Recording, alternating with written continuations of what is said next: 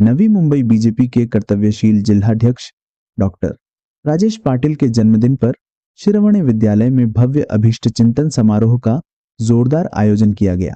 इस खास मौके पर भाजपा पदाधिकारी, समर्थक, शुभचिंतक और चाहने वाले बड़ी संख्या में उपस्थित रहे।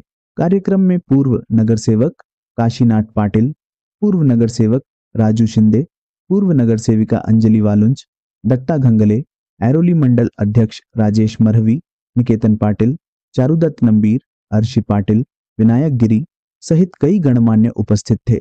जिलाध्यक्ष के रूप में डॉक्टर राजेश पाटिल ने नवी मुंबई में न केवल पार्टी संगठन को बड़ी मजबूती प्रदान की है, यही कारण है कि उनके जन्मदिन पर शुभकामनाएं देने और औक्षण व केक काटकर उत्सव मनाने के लिए लोगों का तांता लगा रहा। आभार व्यक्त करते हुए डॉक्टर राजेश पाटिल ने कहा, नवी मुंबई मनपा पर बीजेपी का महापौर बिठाना मेरा संकल्प है। हा जिल्हाध्यक्ष म्हणून पहिलाच माझा या ठिकाणी अभीष्ट चिंतन होत आहे। खूप आनंद वाटतो। संपूर्ण आपल्या नवी मुंबई जिल्ह्यामध्ये जे आपले त्या ठिकाणी कार्यकर्ते आहेत, अनेक आपले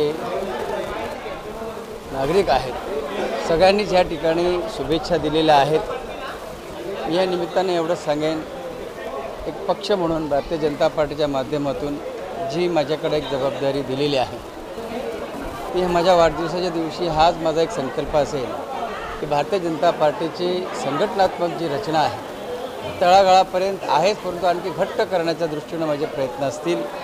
येणाऱ्या नवी मुंबई महापालिकेमध्ये त्या ठिकाणी भारतीय जनता पार्टीचाच महापौर कसा राहील, कशी सत्ता येईल, त्या दृष्टीनं ह्या ठिकाणी आमचे प्रयत्न असणार आहेत। हाच खरं म्हणजे माझा संकल्प आहे।